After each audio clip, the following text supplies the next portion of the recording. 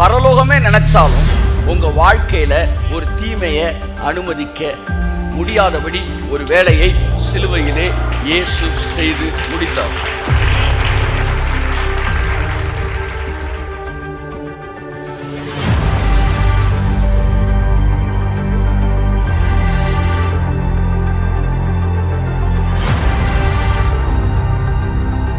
திரும்ப திரும்ப தேவன் தண்டிப்பாருங்கிறதை தாண்டி என்னுடைய கேள்வி, தேவன் தண்டிக்கவில்லை, தேவன் தப்புவித்தார். ஆனால் இடையில் நடந்த சம்பவங்கள் பரலோகத்தின் பாதுகாப்பை தாண்டி நடைபெற்றது என்றால் நீதிமானுக்கு இந்த பூமியில என்ன பாதுகாப்பு இருக்கு?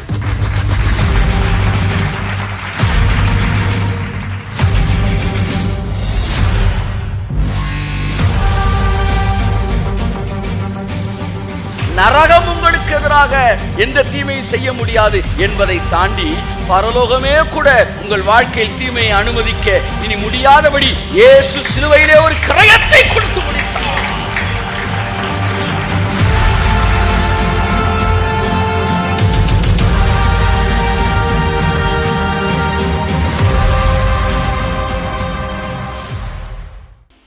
God's presence-க்கு நீ நிறைய மரியாதை கொடுக்கணும்.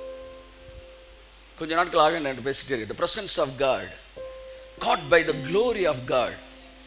ஏன்னா நீங்க பைபிள் வாசிக்கிறதோ நீங்க ஜெபம் பண்றதோ உங்களை வாரம் ஃபுல்லா காப்பாத்தல. God's presence தான் உங்களை வாரம் ஃபுல்லா காப்பாத்து.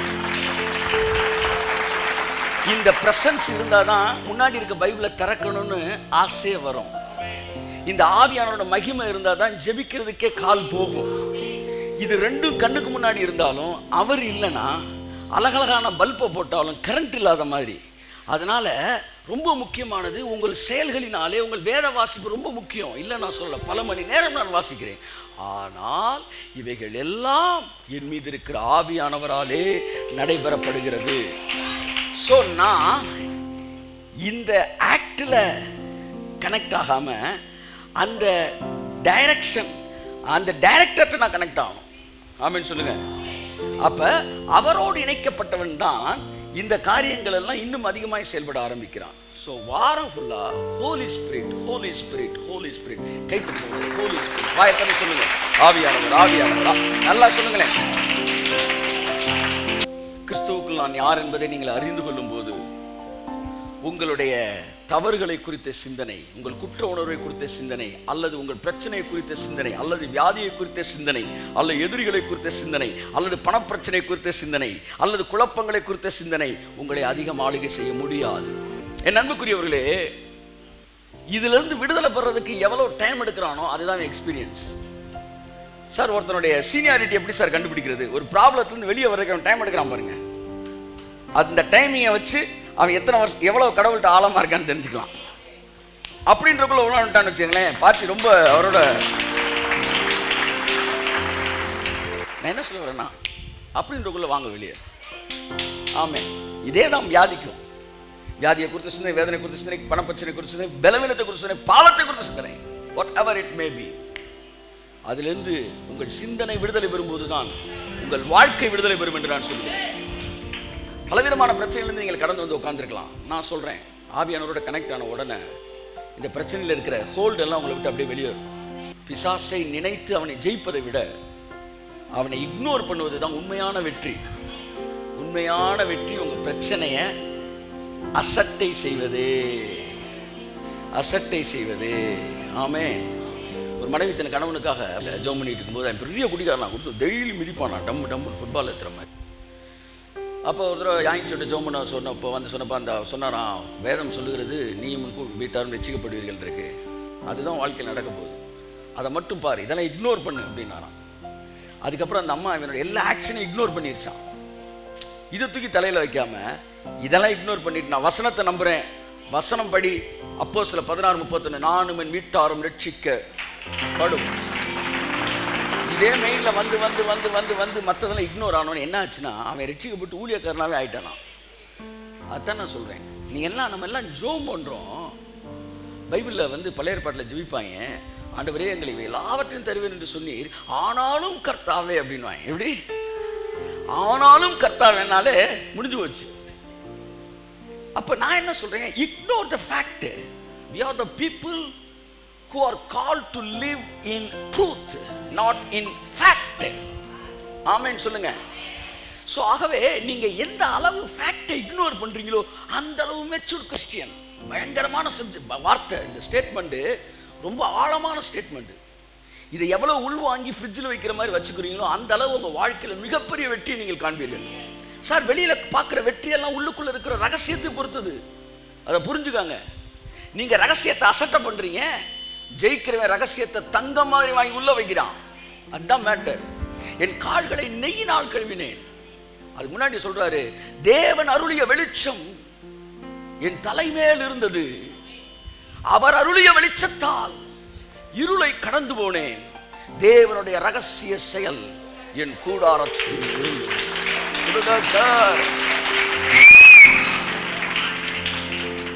அது ஏன் சார் அவருக்கு மட்டும் ரகசிய செயல்? ஆமா, சிலருடைய கூடாரங்கள்ல ரகசிய செயல் இருக்கும், அள்ளி தட்டிக்கிட்டே இருப்பாரு. நீங்க வெளியில இருந்துட்டு நீங்க முறுமுறுக்கிறதுக்கெல்லாம் வேலையே கிடையாது. ஏன்னா ரகசியத்தை அவர் தட்டும் போது அவன் கேட்ச் பண்ணான், ரிசீவ் பண்ணான், மதிச்சான், வெள்ளியை போல காத்து புதையலை போல அதை சேர்த்து வைத்தான். நீ என்னடானா 30 ரூபா மேட்டரையும் 60 ரூபா மேட்டரையும் தூக்கி தலையில வச்சுட்டு வசனத்தை அசட்டை பண்ணுன. அதனால தேவன் அருளிய வெளிச்சம் நம்ம மீது இருக்கும்போது அதை விட்டுட்டு சாதாரண மேட்டருக்கு பின்னாடி ஓடுறதுனால அவனுக்கு நடக்கிற அசாதாரணமான காரியங்கள் நம்முடைய வாழ்க்கையில் நடப்பது இல்லை. That's the matter. இன்னைக்காச்சும் ஒரு முடிவெடுங்க. கர்த்தர் கொடுக்கிற காரியங்கள் இருதயத்தை எது தொடுகிறதோ அது உங்க தலையெழுத்தே மாற்ற போறதுன்னு தெரிஞ்சுக்காங்க. ஆமே. சாண்ட்லி சொல்லுவாரு, தேவனுடைய வார்த்தை கிடைக்கும் போது நைட்டு 12-1 மணிக்கு ஒரு கிடைக்குமா. பக்கத்தில் ஒரு சின்ன ஒரு ரேர் ஸ்டான்லி சொல்லுவார், கையில் ஒரு சின்ன ஒரு பேட்டரி லைட் வச்சுருப்பாராம், ஒரு நோட்டு ஒரு பேனா வச்சுருப்பாராம். நைட்டு 12 மணினாலும் லைட்டை போட்டு எல்லாரும் டிஸ்டர்ப் பண்ணாமல் டக்குன்னு பேட்டரி லைட்டு போட்டு அந்த தேவன் சொல்கிற ரகசியத்தை அந்த வெளிப்பாடை எழுதிக்கு வரோம். ஏன்னா அவர் தெரியுமா, அதை விட்டுட்டோம்னா பறவைகள் வந்து அதை என்ன செஞ்சுட்டு போயிடும், அதை வழி அருகே விதைக்கப்பட்ட விதைகள் என்ன செய்யுமா, பறவைகள் கொத்திட்டு போயிடும், அசுத்தாவியில் எடுத்துகிட்டு போயிடும். உங்கள் இருதயம் இறுகி போயிருந்துச்சுன்னா உங்களுக்கு மீது தூவப்படுகிற விதைகள் வழி அருகே விதைக்கப்பட்ட விதைகளாக இருக்கும். அதை பிசாசு தூக்கிட்டு போயிடுவான். நீங்கள் வழக்கம் போல் 500 ரூபா பஞ்சாயத்து 600 ரூபா பஞ்சாயத்தை போய் இந்த வாரம் ஃபுல்லாக சந்திச்சுட்டு திரும்ப வந்து கையை தட்டி பாட்டு இருக்க வேண்டியதான். ஆனால் தேவனோ இரக்கத்தில் ஐஸ்வர்யம் உள்ளவராய், விதைக்கிறவன் ஒருவன் விதைக்க புறப்பட்டான். விதை ஒன்று, விதையும் ஒன்று. கை தட்டுங்க. விதைக்கிறவன் ஒன்று, அடுத்து விதையும் ஒன்று. சார், அவர் நல்லா விதைக்கல சார், இவர் நல்லா விதைச்சார், அதனால அங்கே இருக்கிறவன்லாம். விதைக்கிறவன் ஒருவன் விதைக்க புறப்பட்டான். ஒரே விதைக்கிறவன் தான், ஒரே விதை தான், ஆனால் ரிசல்ட் மட்டும் வேற. ஏன்னா நிலம் வேற. விதை ஒன்று, விதைக்கிற ஒன்று, ஆனால் நிலம் ஒன்று கிடையாது. ஒரு நிலம் அப்படியே ஓப்பனா அப்படி உட்காந்துருக்கு, இன்னொரு நிலம் அப்படி. கர்த்தர் நம்முடைய வாழ்க்கையில் வந்து ஒரு வெற்றிகரமான வாழ்க்கை, அதை பற்றி லைஃப்பில் இந்த பூமியில் ஒரு சக்ஸஸ்ஃபுல்லான ஒரு வாழ்க்கை என்பது அதற்கான ஒரு பாட்டம் லைன் நான் பேசியிருக்கேன், போய் பார்ப்போம். So the 14 rules were trespassed in the trial of Jesus. Night விசாரிக்கக்கூடாது என்பது போல் நைட்டு ஒரு ஆள் நைட்டு விசாரி. 2வது சனகரிப்பில் 70 பேரில் 3 ஒரு பங்கு இருந்தால் தான் ஜட்ஜ்மெண்ட்டே கொடுக்கணும். ஆனால் அதெல்லாம் இல்லை. இயேசு நைட்டு விசாரித்தாங்க. இப்படி பல விஷயங்களை வந்து ரூல்ஸ் எல்லாம் மீறினாங்க. நான் இப்போ வந்து இந்த ட்ரையலை பற்றி இயேசுநாதரை குறித்த அந்த விசாரணை, என்கொயரி, அதை பற்றி அப்படி மெதுவாக யோசிச்சுக்கிட்டே இருந்தேன். சும்மா இன்றைக்கி அதை ஒட்டி எதையாச்சும் பேசணும் ஆவியான ஒரு விஷயத்தை பேசணும். நல்லா தெரிஞ்சுக்காங்க. நீங்கள் ஒரு ப்ராஃபட்டிக் மெசேஜுக்கும் ஒரு டீச்சிங்க்கும் நிறைய வித்தியாசம் இருக்குது. ஒரு ப்ராஃபட்டிக் மெசேஜை நீங்கள் உட்காந்து கேட்டிங்கன்னா அதில் ஒன்றுமே இருக்காது. என்ன இருக்காது? ஒன்றுமே இருக்காது. ஆனால் உங்கள் வாழ்க்கைக்கு தேவையான எல்லாமே அதில் இருக்கும். நீங்கள் 100 டீச்சிங்கை கேட்டு உங்கள் நிறையாத உங்கள் மனசு ஒரே ஒரு ப்ராஃபட்டிக் மெசேஜை கேட்டு நிறைஞ்சிடும். அவர் சும்மா அப்படி தூக்கிட்டு போயிடுவார். ஒன்றும் ஸ்ட்ரக்சரே இருக்காது, ஃப்ரேமே இருக்காது, அப்படின்னு தட்டி விட்டு போவார். உங்கள் வாழ்க்கைக்கான பதிலே கிடச்சிடுவாங்க. That is prophetic message. இன்னொரு டீச்சிங்ஸ், அதில் வந்து அந்த சூழ்நிலைக்கேற்ற பதில், இந்த ப்ராஃபட்டிக் மெசேஜில் அந்த சூழ்நிலைக்கேற்ற பதில் உங்களுக்கு வந்துடும். ஆனால் டீச்சிங்ஸில் அந்த சூழ்நிலைக்கேற்ற பதில் இருக்கும்னு சொல்ல முடியாது. ஆனால் நிரந்தரமாக அந்த மாதிரி பிரச்சனையே உங்கள் வாழ்க்கையில் வராமல் இருக்கிறதுக்கான ஒரு சொல்யூஷனை டீச்சிங் சொல்லுவார். ஸோ டீச்சிங் வேற, ப்ரொஃபட்டிக் மெசேஜ் வேற. இது கடையில் ஒன்று இருக்கு, ப்ரொஃபட்டிக் டீச்சிங் அப்படின்னு ஒன்று இருக்கு. கைத்தட்டுங்க ஒரு தடவை. That is a dual anointing, இல்லாட்டி the mixing of prophetic anointing and teaching anointing. ஆவியானவர் எனக்கு விளக்கி காட்டினாரு. சிகப்பு பெயிண்ட்டு, வெள்ளை பெயிண்ட்டு, இதில் கொஞ்சம் எடுத்து தடவை, இதில் எடுத்து கொஞ்சம் தடவைன்னு ரோஸ் பெயிண்ட் வருது. என்ன கலரு? பிங்க் கலரில் ஒரு பெயிண்ட் வருது. இப்படி தான் அனாயிண்டிங்லையும் காலிங்லையும் மிக்சிங் இருக்கு. இந்த நீங்க 9 வரம் சொல்றீங்களே, இந்த 9 வரன்றது 9 கலர். இந்த 9 கலரை மிக்ஸ் பண்ணி 9 பில்லியன் கலர்ஸ் வெளியே கொண்டு வருவார் தேவன். அதனால நீங்க 9 வரம்னு பார்க்கவே கூடாது. 7 வண்ணங்கள் 70 பில்லியனுக்கு மேலப்பட்ட வண்ணங்களை நமக்கு தருது இல்லையா மிக்சிங்ல. அப்படித்தான் இந்த 9 வரங்களுக்குள்ளாக 9 கோடி வரங்கள் வேறு வேறு கலர்ல மிக்ஸ் ஆகும். அதுல ஒண்ணுதான் ப்ரொஃபட்டிக் டீச்சிங். இதுல மெசேஜ் சில நேரம் பார்த்தீங்கன்னா ஹெவியா ஸ்டஃப் இருக்கும், சில நேரம் ஸ்டஃப்பே இருக்காது. ஆனா ஒன்று லைஃபுக்கு தேவையானது அந்த ப்ரொஃபட்டிக் மெசேஜில் இருக்கிற அந்த கலரிங் அதில் இருக்கும், டீச்சிங்கில் இருக்கிற விஷயங்கள் இருக்கும். So every person they have different colours. நான் உட்காந்து யோசிச்சுக்கிட்டு வரதுக்கு முன்னாடி அப்போ இன்றைக்கு what I feel to preach, whether God punish a person அப்படின்றத ஏற்கனவே பார்த்துட்டோம். தேவன் மனிதனை தண்டிக்கிறார் விட்டுருவோமே. ஆமாம் ஆமாம், யோசேப்பை குழியில் போட்டாருன்னு ஒரு கொஸ்டின். இதை பற்றி நான் பேசுவோம். இது யோசேப்பு பற்றி எனக்கு பிரச்சனை கிடையாது. அவன் செத்து போயிட்டான். அவன் சொல்லுவான், நானே போயிட்டேன், உங்களுக்கு ஏன்டா என் பிரச்சனை எடுத்து நீங்கள் ஏன்டா பேசுறீங்க. யோசேப்பு போயிட்டாரு, யோசேப்பை பற்றி பேசினவரும் அவர் வேலையை பார்த்துக்கிட்டு இருக்காரு. இப்போ அதெல்லாம் நமக்கு ப்ராப்ளம் கிடையாது.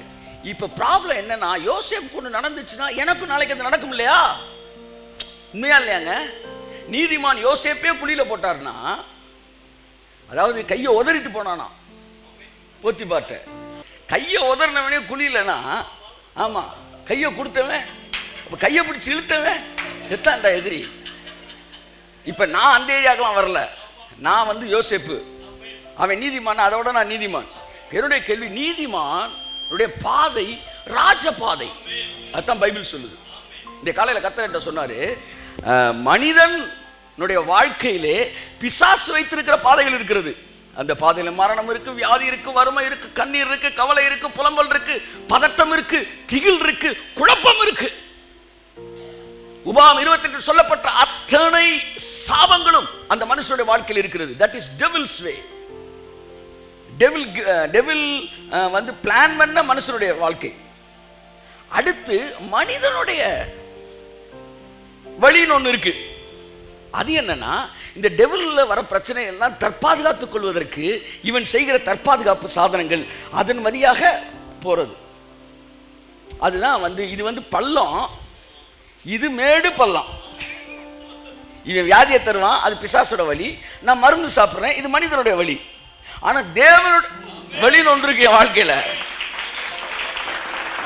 அங்க வியாதியும் இல்ல, அங்க மருந்தும் இல்ல, அங்க பாதை. கையை தட்டுங்க சார். என் அன்புக்குரியவர்களே, அந்த பாதையில் தான் தேவன் நம்மளை வச்சிருக்காரு. என்னுடைய கேள்வி, யோசேப்பை தேவன் குழியில் போட்டாரா என்கிற விஷயத்தில் வரும்போது ரொம்ப தெளிவா இருக்கு. யோசேப்பை தேவன் குழியில போடவே இல்லை. ஏன்னா யோசேப்பு மிக தெளிவா சொல்றாரு, நீங்கள் எனக்கு வெகு தீமை செய்தீர்கள், ஆனால் தேவனோ அதை நன்மையாய் முடிய பண்ணினார். இதுக்கு நிறைய கிரிட்டிசிசம் பண்ணாய். எனக்கு விஷயம் என்னன்னா, கிரிட்டிசிசம் பண்ண எவனாச்சும் நம்ம பதில் சொல்லாத கேள்வி எதை கேட்டிருக்கானா, வேற ஒரு டைமென்ஷன்ல சிந்திச்சிருக்கிறானான்னு நான் தேடுவேன். அப்படி சிந்திச்சிருந்தா அது ஒர்த்தான கொஸ்டின், அதுக்கு நான் பதில் சொல்லணும், இல்லதை நான் பதிலை கேட்கணும் கடவுள்கிட்ட.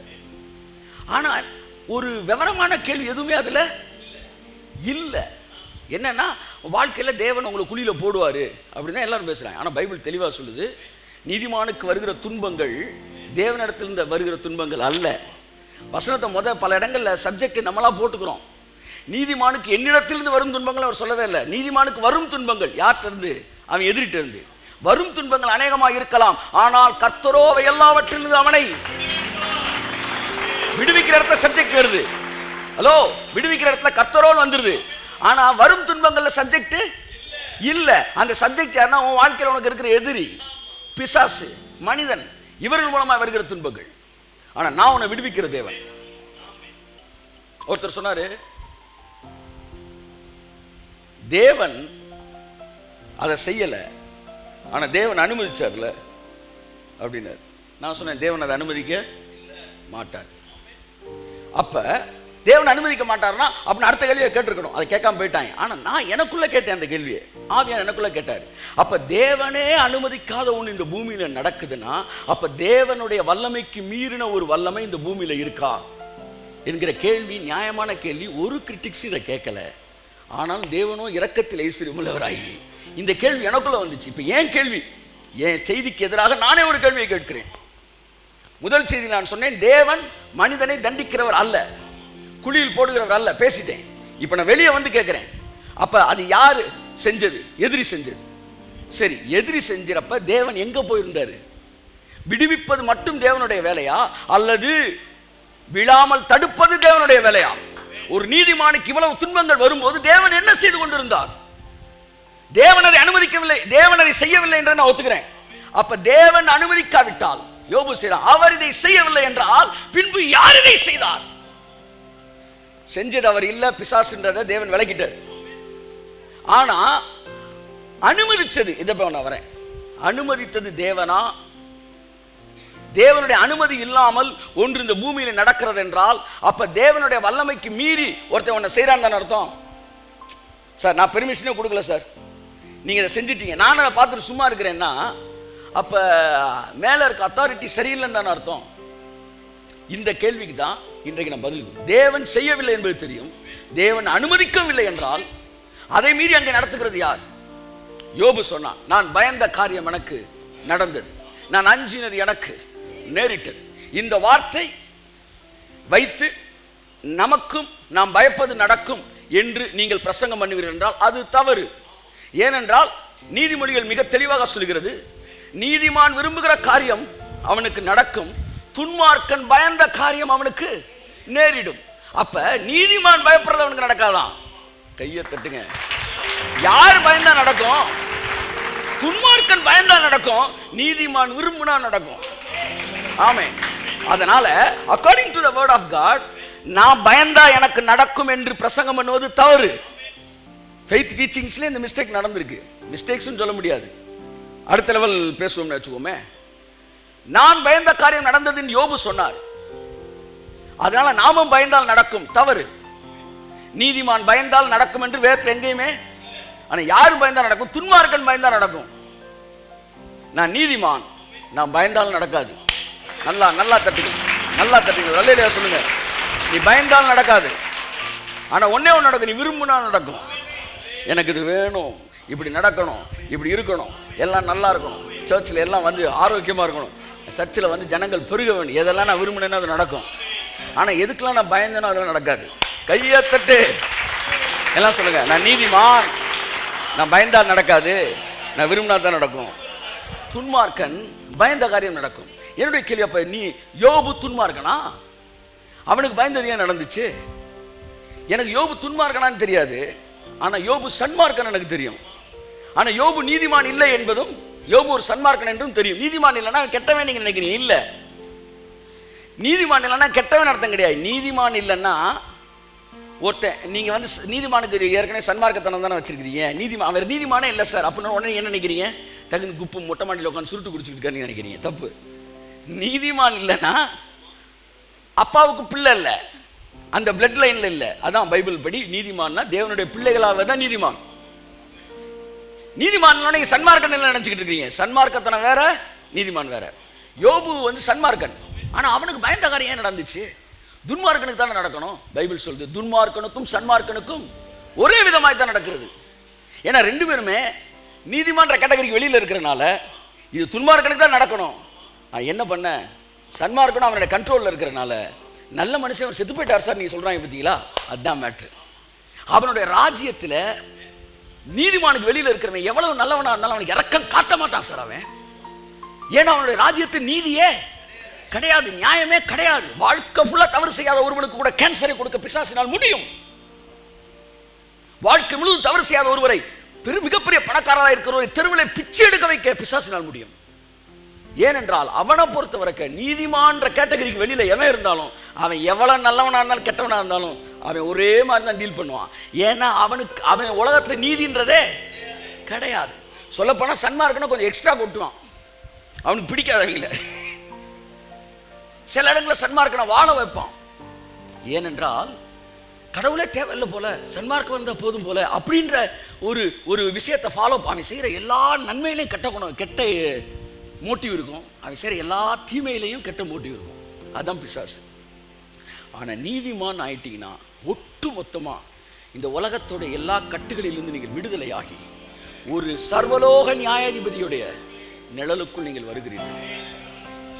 இங்கே நீங்க பயந்த காரியம் உங்களுக்கு நடக்காது. சந்தோஷமான இரவு வேளையில் உங்களுக்கு ஒரு செய்தி, ஒருவேளை நீ பயந்து போய் உட்காந்துருக்கலாம், ஐயோ இப்படி இருக்குமோ அப்படி இருக்குமோ அப்படி நடந்துருமோ. ஒன்றும் நடக்காது, பயப்படாத, நீ சமாதானத்தோட போ. நீ பயந்த காரியம் உனக்கு நடக்காது. துன்மார்க்கன் பயப்படுறது தான் நடக்கும், நீதிமான் பயப்படுறது நடக்காது. நீதிமான் விரும்புறது தான். கையை தட்டுங்க நல்லா. இது எப்படின்னா, இது ஏசி ஹோல்டர் மாதிரி. டிசி சம்மந்தப்பட்ட எலக்ட்ரானிக் ஐட்டத்தை இந்த மாட்டினீங்கன்னா அது என்ன செய்யாது? எரியாது. ரைட்டு தானே? ஏசி ஆல்டர்னேட்டிவ் கரண்ட்டு இருந்தால் தான் அது என்ன செய்யும்? எரியும். அப்படித்தான் பயம்ன்றது டிசி, விருப்பம்ன்றது ஏசி.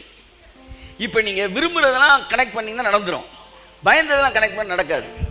ஏன்னா நீங்கள் பயந்தீங்கன்னா அது உங்களுக்கு நடக்காது, துன்மார்க்கனுக்கு நடக்கும். உங்களுடைய கரண்ட் வேறு.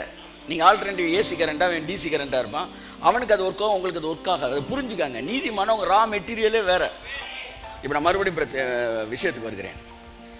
ஒன்று, தேவன் மனிதனை தண்டிக்கிறாரா என்றால் அது இல்லை என்பது மிக தெளிவாக இருக்கிறது. இரண்டாவது, தேவன் மற்றவர்கள் தண்டிக்கும் போது தப்புவிக்கிறாரா என்றால் அது உண்மை. தப்புவிக்கிறார், தம்முடைய பிள்ளைகளை, நீதிமான்களை தப்புவிக்கிறார். ஏன் கேள்வி? ரெண்டு கடையில் அவனை விட்டீங்களே, இது உங்க பெர்மிஷன் இல்லாமல் நடந்துச்சா? இந்த கேள்வியை கேட்பேன் நான் எதிர்பார்த்தேன்டா. இன்னும் நல்லா கேட்குற, மேலே ஏறி வான்னு, அதை எவனும் கேட்கல. இப்போ இந்த கேப்பில் நடந்தது தேவனுடைய பெர்மிஷன் இல்லாமல் நடந்துச்சா?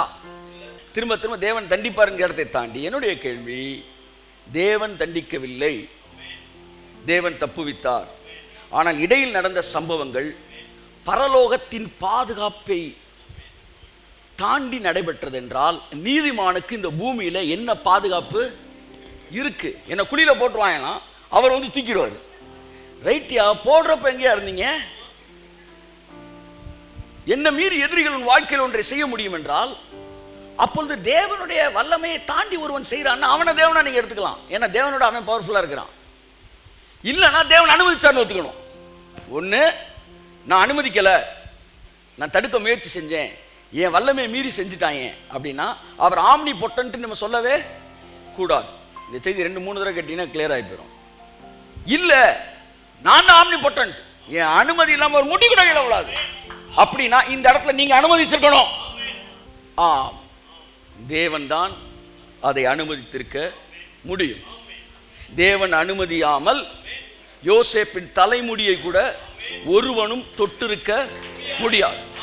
ஆனால் யோசேப்பை அனுமதித்தார் என்பதனால் புதிய ஏற்பாட்டில் இருக்கிற என்னை பரலோகமே அனுமதி கொடுக்க முடியாது என்கிற மற்றொரு செய்தியோடு இந்த நாளில் பைபிள் ஸ்டடி ஆரம்பிக்கிற இயேசு நாமத்தில். ஏனென்றால் பழைய ஏற்பாட்டில் நீதிமானுக்கு பரலோகம் அனுமதி கொடுத்தது போல புதிய ஏற்பாட்டிலே கொடுக்க முடியாது. ஏனென்றால் இடையில் ஒரு மாபெரும் சம்பவம் நடந்திருக்கிறது. அது சிலுவையிலே இயேசு செய்து முடித்தது. ஒட்டுமொத்தமா சிலுவையில மாறிச்சு நான் சொல்ல மாட்டேன். பரத்திலிருந்து அதிகாரம் அப்படின்றது எப்படி பழைய ஏற்பாட்டில இருந்து புதிய ஏற்பாட்டில் மாறுதுன்ற வசனத்தை எடுத்து நான் பேச போறேன். பழைய ஏற்பாட்டில் அதிகாரம் கொடுக்கப்பட்டது, நீதிமானுடைய வாழ்க்கையிலே பல நேரங்களிலே அனுமதி கொடுக்கப்பட்டது. ஆனால் புதிய ஏற்பாட்டிலே அந்த அனுமதி மறுக்கப்படுகிறது சிலுவைக்கு பிறகு. கையை தட்டுங்க. ஆமென். நான் ஒத்துக்கிறேன், தீமை செய்தது தேவன் அல்ல, சகோதரர்கள். ஆனால் தேவன் அதை அனுமதிக்க வேண்டிய சூழ்நிலையில் இருந்தார். பழைய ஏற்பாட்டிலே அவனுடைய வாழ்க்கையிலே நீதிமான்கள் என்று அழைக்கப்பட்டவர்கள் எல்லோருமே புதிய ஏற்பாட்டு நீதிமான்களே அளவிற்கு பூரணமானவர்கள் அல்ல என்பது ஊரறிந்த உண்மை. பழைய ஏற்பாட்டு நீதிமான்களே ஹையஸ்ட் ஃபர்ஸ்ட் பிரைஸ் யாரு? யோவான் ஸ்நானகன். ஸ்திரீகளிடத்தில் பிறந்தவன் என்றே யோவானை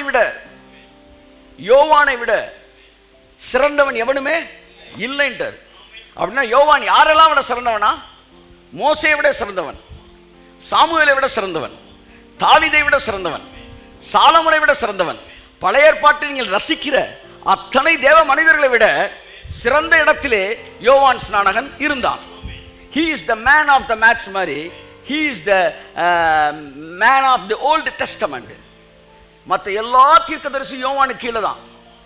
கர்ப்பத்தில் பிறந்தானாலே அதுல பெஸ்ட் ஜான் தி பேப்டிஸ்ட். அப்படி முடிச்சுட்டு சொல்றாரு, தேவனுடைய ராஜ்யத்தில் புதிய ஏற்பாட்டில் பிறக்கிற சிறியவன் இவனிலும் பெரியவன்.